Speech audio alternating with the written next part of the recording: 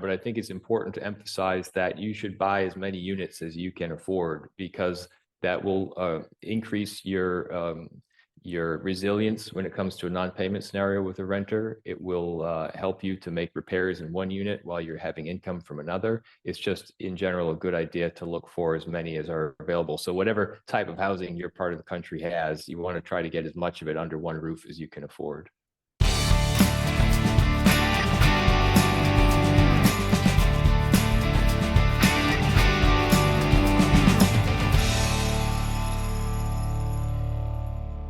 What's up, everybody? This is Brian Lucier on another episode of the Why Not Real Estate podcast. Hello to all our Why Not Real Estate peeps.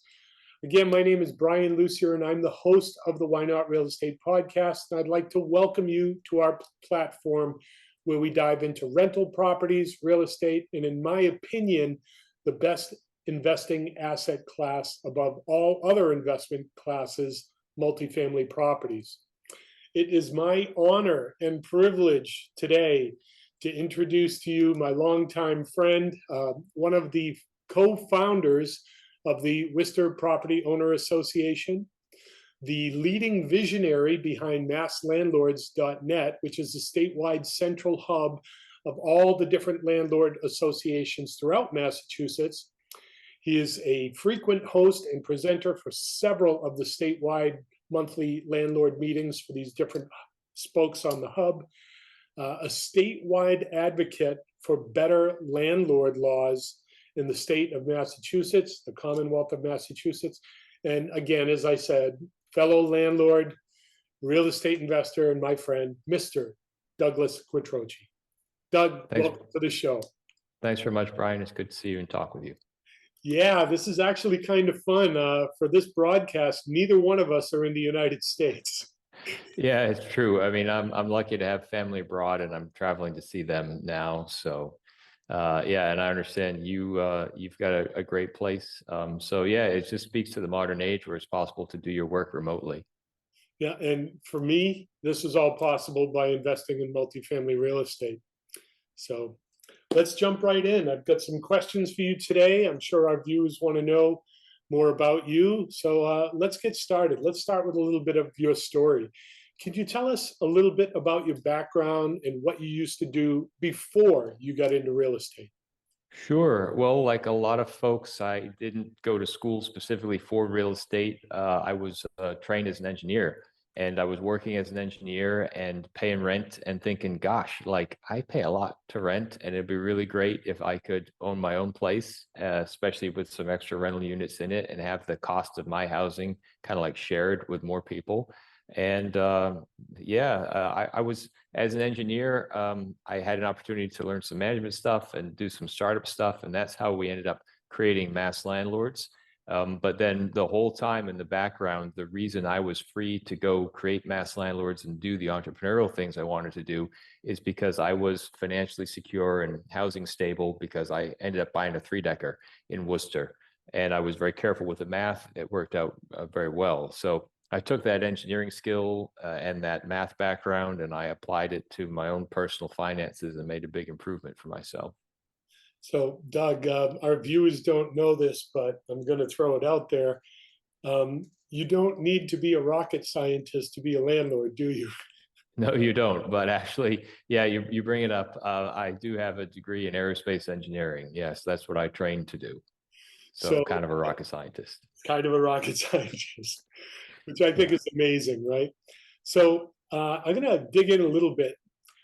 When you were growing up, I mean, you somewhere along the line thought real estate would be a good idea. So what influences did you have, either growing up or people in your life who may have affected you, that got you interested in real estate in the first place? Yeah, so like as is traditional in the United States, like you go to school for the first time in kindergarten. We couldn't afford preschool. Now it's more accessible, but kindergarten was the first time you go interact with other kids. And I went over to a friend's house, and I saw that their house was full of chairs and tables and furniture. We had none of that growing up. My parents put 100% of what they had into our home. We sat on the floor to eat. We had a TV on the floor. We had no furniture in our house, but we had our home. And, we weren't from a rich background, but that really left an impression on me, because that is really kind of the most important thing for everybody, is to try to have a home. You pour everything into it. It's expensive, but it's worth it. And so for me, that was a big takeaway, that like, no matter what you do, you got to try to get a place, and you've got to try to maintain it. And if you're fortunate enough to be able to buy extra homes to rent out to other people, boy, you're really set, because that's kind of the starting point for everybody. Everybody needs a place to live. And my parents were a good role model in that sense, for really focusing on what was really important and making sure they had that for their family. And furniture, it's nice to have, but not necessary. So, what was the influence, or what was the turning point where the light bulb went on and you thought, hey, maybe I could do real estate? Yeah, I mean, in school they don't really teach economics, or at least my high school didn't. I asked to get into an economics class, but it wasn't really even available. But so like so growing up, I came across some folks who, there was a board game, I forget what it's called now, but you would walk around and you get these bills and things. And then there was also the Rich Dad Poor Dad series of books, which are maybe not like financially accurate or applicable now in every sense, but they're certainly inspirational. It was just, like I said, sitting in my apartment and looking at my financials, and paying rent. What I decided to do was, let's try to fix this and get a house, get a rental property. And the first thing I did actually was, in the winter, I didn't turn the heat above 60. And I sat in my apartment with my coat and my hat on to save as much as I could. I put everything into that first 3-decker. And so that was kind of when I started to wear the coat inside, is when I realized I can do this, because I'm in control of my finances. I can make this investment, I can save. And I think that was a really good moment of realizing that I had some agency, had some control. Oh, that's really interesting. I did not know that about your story. In my So I would equivalent that to green energy, where you're saving money and energy. So green energy. In our home in the winter, we call it blue energy, because my wife won't turn up the heat until I turn blue. So Yeah, same idea, right? Like, and that's a pattern that repeats among people who are successful and accumulate real estate in life, is people recognize, where is it important for me to spend money and where is it not important. And so if you like having a warm house and that's where you choose to spend your discretionary funds, that's totally up to you. But the point is, there'll be some things where you're really going to ratchet back, because you're not going to spend the way other people spend, because you have your own goals. wow. Yeah, I did not know that about your story. And the furniture too. Yeah, it's kind of rags to riches. But very important that they taught you those values when you were young. And now here you are, you're an investor and heading the largest landlord association in the state of Massachusetts. I mean, that's huge, huge accomplishment. So if you could dial back the clock, what one piece of advice or real estate investing advice would you would you have given to yourself when you were younger, or possibly that advice that you might give to someone who might be watching this for the first time, deciding whether or not they want to jump in?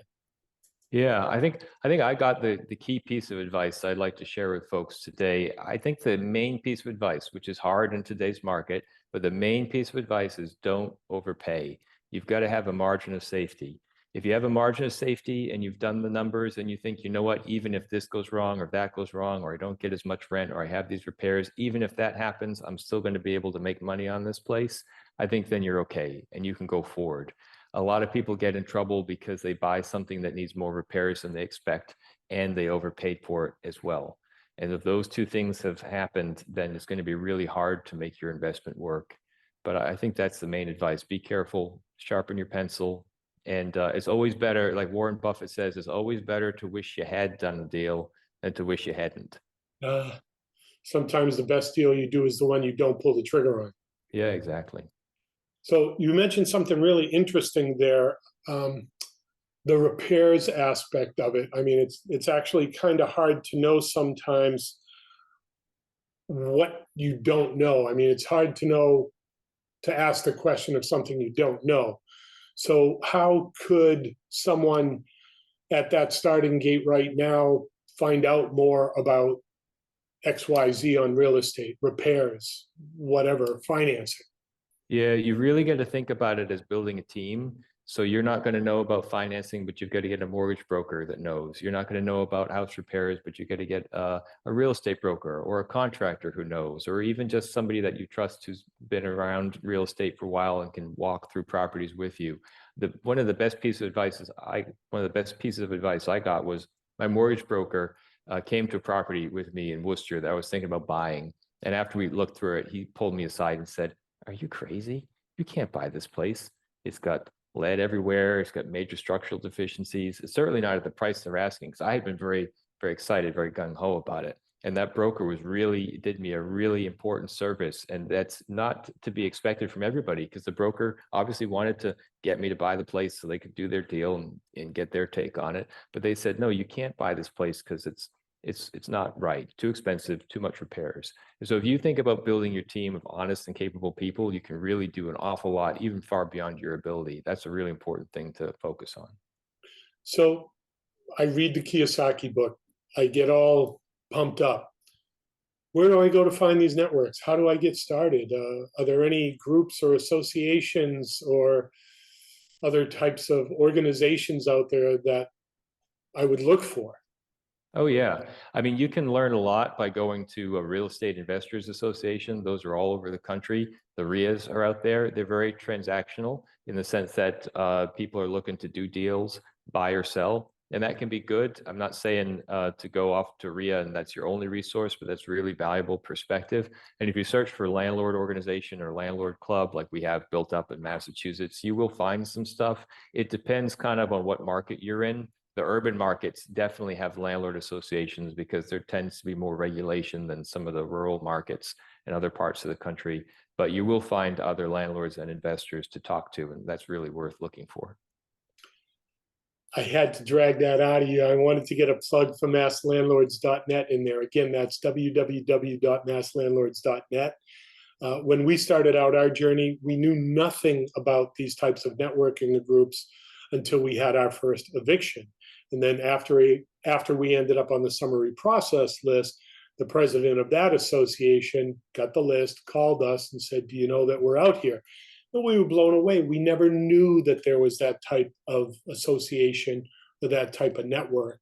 And we were starstruck our first time in that we were surrounded with other landlords who had the same problems, same conditions, and some solutions we never had of. So, I'm so honored to have you on here because of your affiliation with Mass Landlords and everything else that you do in the state. I know that you're out there thumping that desk when landlords need to be heard out in the state. So I'm going to dig down into one of your deals right now. And thank you for all that insight. Very valuable. So peel back, what was the best deal that you ever did and what type of property was it? Well, I think it's still the property that I have and still live in at the moment. I might move out of it at some point here, but it's that first 3-decker where I looked for an awful lot of time. And I looked in several markets because I was at the time working in East Hartford and I had family in Worcester and I had family working east of Worcester. And so we looked in a lot of different places, and I did market analysis, so kind of look at average rents for an area. And also looked at crime levels and census data. Pulled in, because I'm a numbers person, I pulled in a lot of different numbers, and I said, what are some really good places to look for a multifamily property? And I found a place that had been kind of, as we say in the business, undercapitalized. So it had deferred maintenance. The previous owner wasn't able to keep up with it, and so they were looking to sell at a price to get out of it.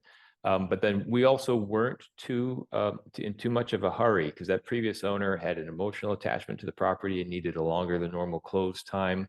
So we really understood what was motivating the seller and also what we could do with the place. And we came up to a pretty long close process, but it was something that worked out really well. And a couple things that are really important nowadays. We made the sale contingent on screening the renters. And then after that, on delivering vacant because the renters didn't pass the screen. So that's good advice. You got to make sure you know who you're going to be the landlord to, the manager to, and hopefully they're going to pass your screen, but you want to know that before you get into a situation. And also we had the oil tank removed, which is in some parts of the country a big liability. And so the seller took care of that stuff on a relaxed timeline. And yeah, I think you look at the history of it. I mean, that property appreciated so much. We're able to do a refinance and bring it up to code and do a whole lot of major renovations to it. So I think that's really kind of that in terms of real estate, that's the best thing I've had. You mentioned some interesting things there that I want to unpack because people are going to be watching this from other parts of the country. And in New England, we call them triple decker. Yeah. What that is, because there's an abundance of these types of properties where it's a unit stacked on a unit stacked on a unit. And 100 years ago, 150 years ago, they used to build these for housing. So there's an abundance of these 3 and 4 family units. So when you're saying triple decker, I know exactly what you mean, but that's a triplex for the rest of the world.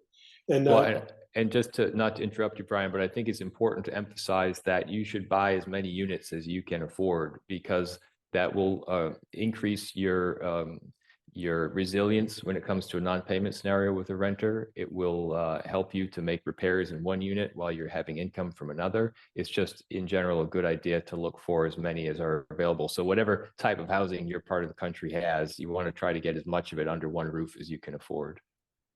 That's an excellent point. I've told my sons for a long time, buy a fourplex. And the reason I say a fourplex is because there's that barrier. You can do FHA and residential loans. And then as soon as you go over 5 units, it's considered a commercial loan. So a lot of people walking in don't have a LLC, or they're not structured to do commercial. So I'd say buy as many 4 units as you can. And I would tell my sons, buy a 4 unit, live in the cheapest one, rehab it, have them pay your rent. And then in 2 or 3 years, if you can refi, put a renter in that one and do it again in another 4. And if you do that over 10 to 12 years, you have your first down payment, and every other property refinances the other property. You're over $1 million worth of real estate. Yeah, So, absolutely. That's a good strategy. You just got to make sure you're aware of the limits on lending, how many mortgages you can have as an individual, and make sure you incorporate before you get to that point, to that limit. But yeah, absolutely. That's good advice. back when we were starting out, the limit was 10. You could do 10 private loans. And we tripped that wire very quickly and had to go commercial and never looked back. And it was really no big difference for us whether we were going to buy as, a 3-family as residential or commercial. We found that we could negotiate terms a little bit better as commercial because they were looking at it as a business. I want to go back to that point that you made. I had never heard that screening contingency before, and I think that's gold. I've never, ever heard that before, or anyone who's actually able to implement to have the tenants moved out before the closing. So I think... Yeah, it's important to remember that markets change, and that was a 2008 phenomenon. And so lately the market's been very hot for sellers, a good time to sell. And so it might not be possible to get an offer to purchase with that contingency on it now. A lot of people have recently been making offers contingent on nothing. But it's important to keep an eye on that, because if the market does turn down, that's a useful thing to keep in your back pocket. That was that definitely a golden nugget so far here, because 25, 26 years of doing this, that's the first time I'd ever heard that. So interesting. I think so too. Thank you for bringing that. Sure. So the triple decker that you found, how did you find it? Well, it was a regular MLS property. I didn't have to do any kind of short sale or look for someone with a listing that hadn't yet been fully posted. But like I said, we did a market survey, and I think by the end of it, I had, at least on paper, reviewed 200 different properties, and I had made a forecast of how I thought it was going to go with income and expenses. And this was one of the top, handful in terms of how the numbers looked. And we went to all the properties that looked good on paper and saw a bunch of them, and looked for one that had kind of the right gut feel, especially because as a starter landlord, we were going to owner occupy. And so we wanted to be comfortable with the neighborhood and where we were going to live and what it was going to look like and stuff. And this place was not pretty. There were a whole lot of cosmetic defects and there were some structural things too, but we had a sense that we could fix it and we had the right team. So people had advised us on what to watch out for. Like in this case, Massachusetts, being a regulated market, our big exposure was lead paint there. So we knew going into it before we had purchased what the lead report said, because we had a lead inspector in before the close. So it was, how do we find it? We looked really hard. And I think that's good advice. Like if you're going to get into this and you want to make sure you don't overpay, you should expect to do a fair bit of searching. So this was your first property search? Yep, exactly. Yeah. You kissed 200 frogs to find a prince. Yeah, pretty much. So did you go in with a broker or realtor, your own representative? Yes. So when we were in the East Hartford market, we had a broker there, and then we looked at a lot of properties with them. And as a matter of fact, a broker typically doesn't get paid unless you close, but I made a courtesy payment to their brokerage just because they spent a lot of time with me. And I moved to the Worcester market in Massachusetts, and we had a different broker, a referral there. Yeah, that buyer's agent was really helpful because they had, and not just any buyer's agent. This is a mistake I see some people make. They get a broker or an agent who's familiar with single family homes. Multifamily is a business and it's a different kind of thing from single family purchases. So I found an agent who had particular experience with multifamilies. And like, for instance, one of the things they told me, lots of places have zoning, right? And you have a certain number of limits that are allowed on a lot. So one of the first things they told me was to find out if this is a legal 2, 3, 4 unit building. That's really good advice. And so I had a really good broker to make sure that when we found that 3 unit building that we liked, it was a legal 3. Again, really, really good points. I love that you did the right thing with the broker that you were working with. I mean, you don't hear many people do that. You paid a courtesy stipend. I'm not sure if that broker referred you to the next broker, but maybe that. They did. So there was some goodwill there that that broker said, look, these are really solid people. They did the right thing by me. They're operating with integrity. So the buyer's agent that you picked up, who knew multifamily was a business, started at that point. You went in there already with credibility from your previous relationship. Absolutely. Yeah. And I think that's important to keep your integrity because what goes around comes around, right? And so if you're able to build a team of people who respect you, who you respect, doors open that otherwise wouldn't have. And so that's exactly what happened. We got the referral to Worcester and it worked out great. The other key thing you mentioned was zoning, and I've heard this come up so many times. I know one investor who bought a huge property in the Gardner area, and they wanted to convert it into multifamily. It couldn't convert. So they bought the property, they were stuck with it. It was stuck as an industrial warehouse. The best they could do is 2 units in it, and this was a huge building. Recently, I drove by that lot, and the building has been torn down. So that due diligence you did with your broker, City Hall, you probably went to the building department, the surveyor's department, and asked them for the zoning to make sure it was legal. More gold in this.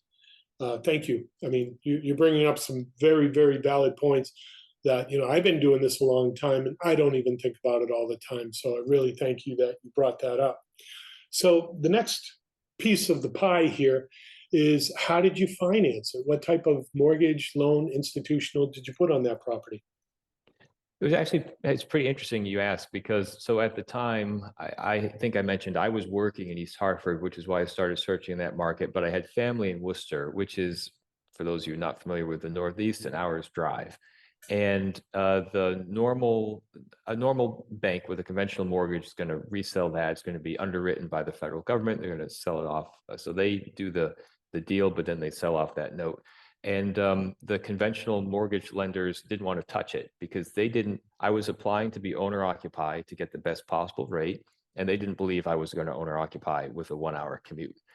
And we had to get the mortgage broker involved, the one I mentioned, who helped me to understand what property would be worth getting.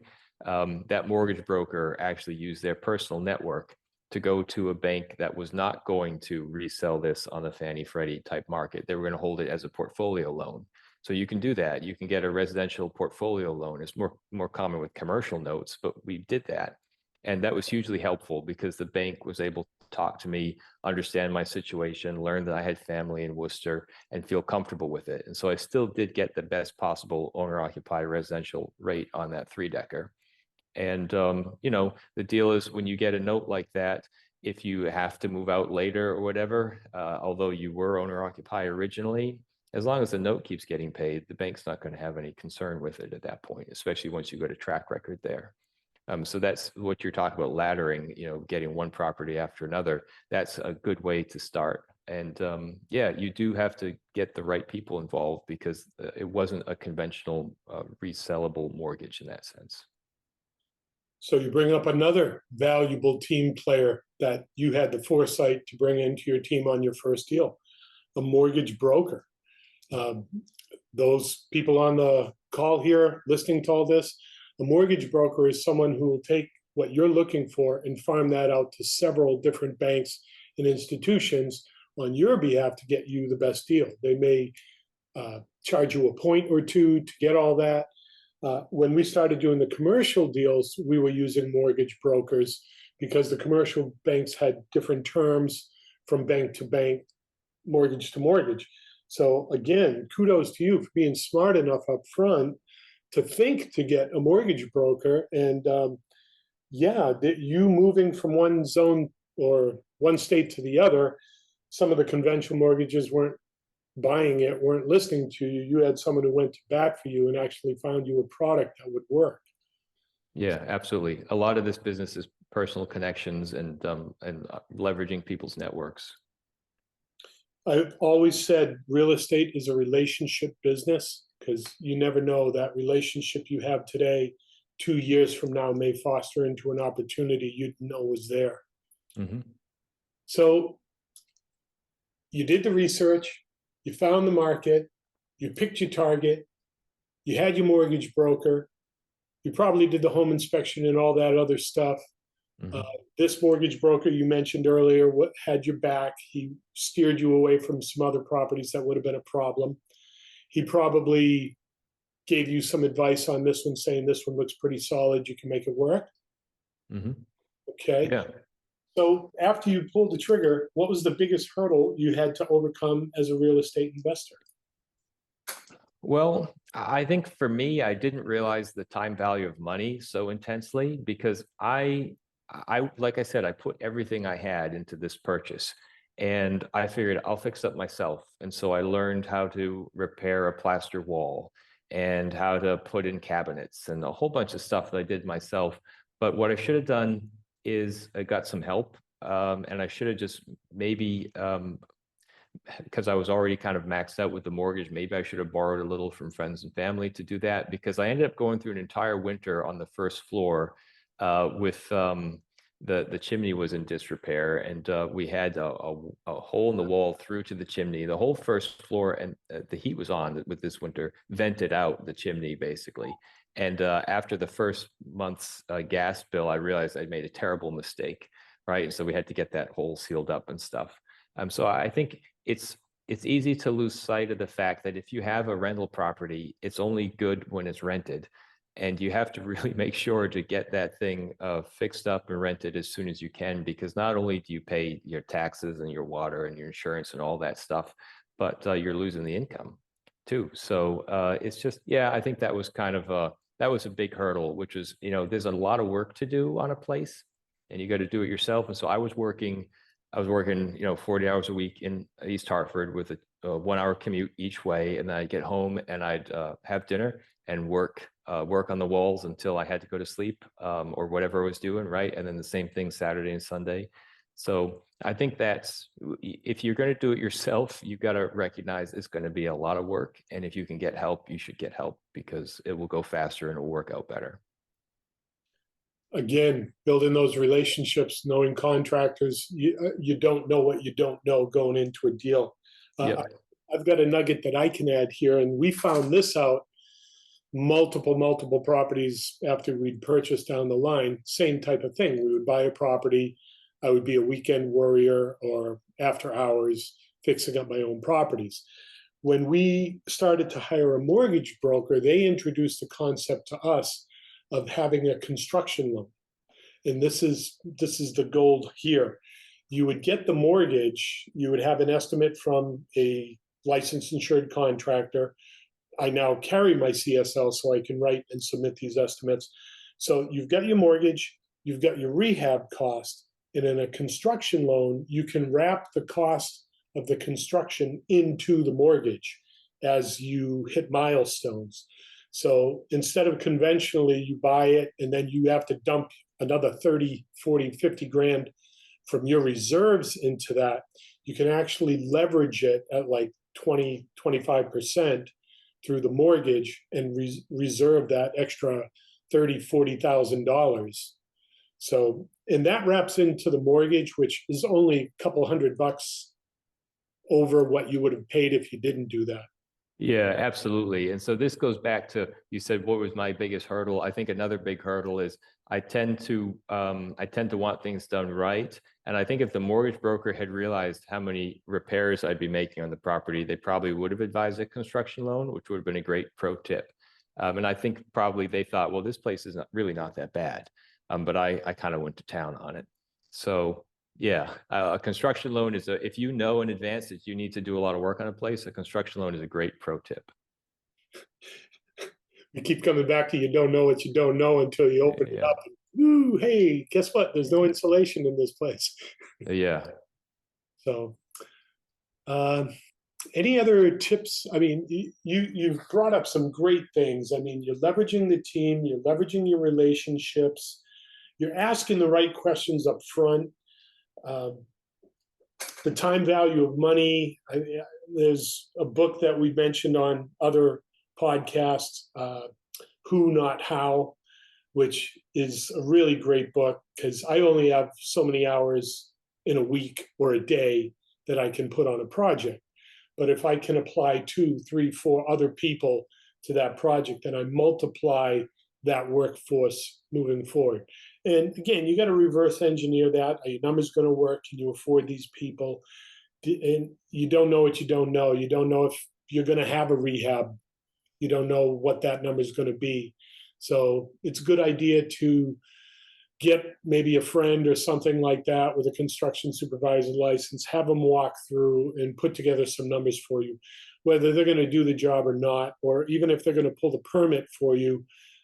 You can do that, and if you're the owner, you can do that legally. But you pay them as a GC on the job. They come in and check your work, check your contractors. That's how I did it for several years. And then finally, my general contractor looked at me and said, "Brian, you've done so many of these things. Why don't you just go get your license?" I didn't know there was an option. I didn't know I could do that. So I said, "How does that work?" He walked me through the steps. I studied. I took the test 3 times. Finally passed, and now actually in a couple of weeks I have to go back to Massachusetts to recertify. So yeah, you learn as you go, you grow as you learn. Okay, let's dig into some other aspects here. So you mentioned the Rich Dad series, and I think everybody who's ever thought about investing has read one of the books from Robert Kiyosaki. So I'm just going to throw it out there. Was there a book early in your investing career that had the biggest impact on you, and why? Yeah, so for me, being a numbers person, it was actually Ben Graham's Intelligent Investor, and particularly the 1971 edition. This is a book, if you read about Warren Buffett, this is a book that influenced Warren Buffett. So the idea with Ben Graham was he was a value investor, meaning before the internet, it was possible to find stocks that had this is not real estate, but stocks on the market that were actually selling for less than book value. So if the book value of the company, like if you sold all the chairs and all the cash in the bank and everything, you got rid of everything, it might be like $5 per share, and it would be on the stock market for weirdly like $4 a share, and you could buy it. There are still opportunities like that sometimes. As a matter of fact, like recently, I bought stock in, and this is not investment advice for everyone, so just be clear on that. But this is something that I did. I bought stock in a company that had an embezzlement scam, and it was undervalued relative to its book value. It happens sometimes. And so if you pay attention to those fundamentals, like the intelligent investor talks about, it is possible to find where you could pay like 90 cents for $1. That's basically what we're talking about here. And you can see that in real estate sometimes, especially if it's underutilized for what it is.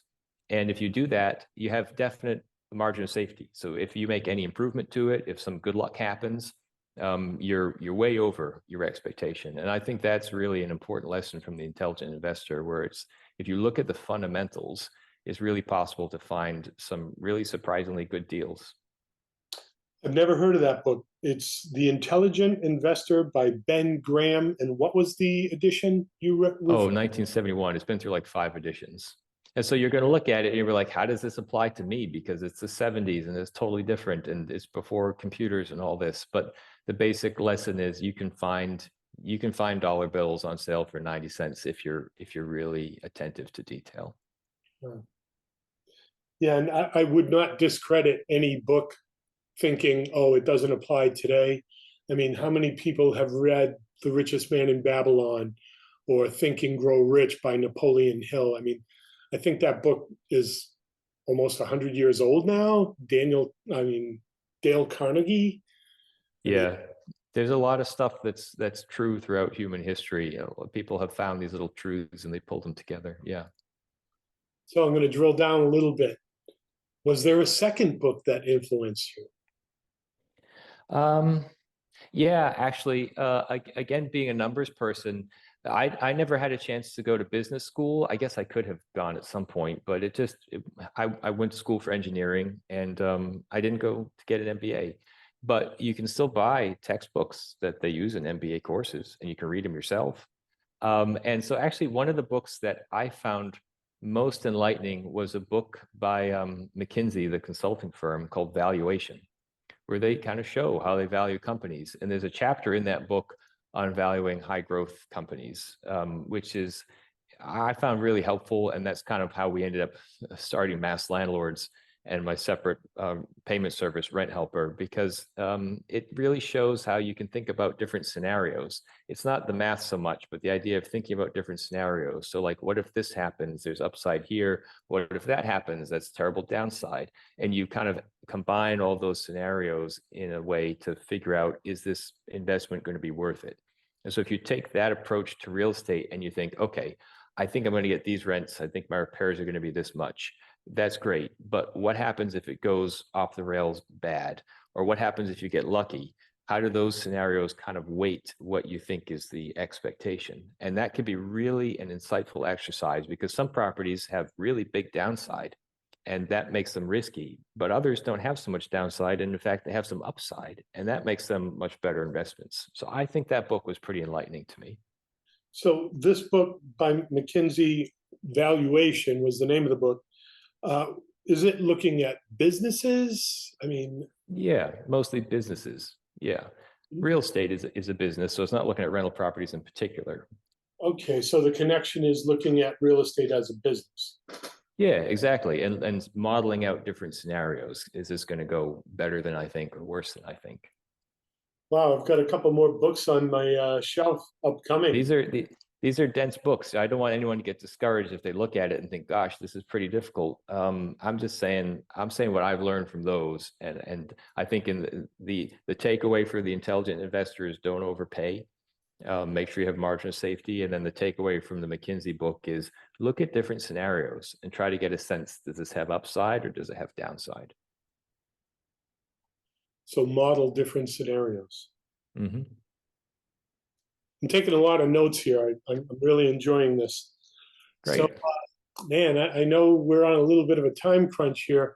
So I think we're ready to wrap this up. So what is next for you, and why not get started today? Oh, for me, So I think my focus is still growing Mass Landlords. We have so much good work to do, and lots of people have said we need this in other parts of the country. So I'm really trying to make sure that this is on a scalable trajectory here, and that's kind of very engaging to me. But I'm thinking about, would I buy my next 3-decker or so on, and what would that look like? So yeah, I am working on it all. And I think that's the key thing. There could be really big projects, but I'm taking little steps on each of them all the time. And I think anybody who wants to get into real estate might be daunted by how big it is. But if you remember, you take a little step now and a little step later, eventually you end up climbing the top of that mountain. You eat an elephant one bite at a time. Yeah, one bite at a time. Yeah. So unpack Mass Landlords a little bit for us. Tell our viewers what's Mass Landlord, how is it structured? Tell us about the different spokes on the wheel. How many members do you have? Give us an idea of the volume of Mass Landlords in Massachusetts. Sure, yeah. So when I started in the Worcester Property Owners Association, we had basically a core group of about 100 members, and we've grown that to 2,400 members statewide, all paying dues. And those dues entitle members to a set of really valuable services. We got rental forms. We've got a partnership with different suppliers for discounts, like on like Home Depot type stuff, and credit screening, and rent collection. And then we do policy advocacy, which is a really big piece of it. There are lots of states where rental housing is not terribly regulated, but there are lots of states where it is. And it's really important, if you are investing in a state that's heavily regulated, to have somebody, watching out for your interests and making sure we do what's right for rental housing providers. Because the fact is, we provide a lot of housing that people need, and that's important and needed. And yeah, so we do all of that. And we know we've got a long way to grow, because in Massachusetts there are about 50,000 independent operators of real estate. So we'd like to take it from 2,400 to 50,000 if we could. So at 2,400 members, we're probably looking at 7,500 to possibly 15,000 rental units in Massachusetts alone. Oh yeah, we estimate 40,000. We've got a lot of larger owners. Yeah. 40,000. Yep. Yeah, pretty proud of that. Wow. So your roll this down the hill is to make it a scalable operation, maybe introduce it to other states? Yeah, people really like, so one of the things we really did pre-pandemic that we've got to get back to, and we got to scale, is people really like the chance to go to these evening events like you yourself have run many times, Brian, because it's really so heartwarming to go into a room of other real estate operators and think, wow, all these people know what I'm going through. They know what it's like to hire contractors, to deal with renters. There's a lot of work in the business sometimes. And yeah, people really like that. And so that's something we want to do on top of all the web services that we offer. And if we could do that, I think things would be a lot better, because like you said, you don't know what you don't know. And so when you go talk to somebody socially over dinner or drink or whatever, you learn so much. And that's really kind of the value of Mass Landlords for a lot of our members. If you go live again, I'd consider jumping on a plane. We'd be glad to see you. Yeah, we're planning. We've got this fall, we've got venues booked and stuff, so we'll be announcing that soon. Oh, wow, that's great. And I used to love going to the Worcester Property Owner. You had a great venue. I mean, it's catered. I mean, for the price of dinner, my wife and I, we would call it date night. We'd go, it was like dinner and a show. And Yeah. Berlino, he was so funny with his moments there, and just so much content, so much meat. And this interview alone, you brought a lot to the table, a lot of meat on the bone, a lot of great ideas for people who are going to see this for the first time. 26 years, and you brought up at least a half dozen points that I hadn't even thought to do. So I can't thank you enough for your time. I know you're visiting family across the pond in London right now. It's out of the box. You're in one continent, I'm on another. But here we are, and this is Zoom in the modern age, and we can do this. We can collaborate, we can share, and this video is going to get shared with so many other people. So I can't thank you enough for your time. We'll let you get back to your family. So lastly, how can our viewers today get in touch with you if they want to find out more about you and Mass Landlords? Sure thing. Yeah, I get a lot of email. Best thing is to email our shared inbox, hello@masslandlords.net, and one of the team or I will get back to you as soon as we can. Excellent. Well, I want to thank you so much, Mr. Doug Quattrochi. Thank you, Brian. With us. Thank you for everybody else tuning in. This is Brian Lucier from the Why Not Real Estate Podcast signing out.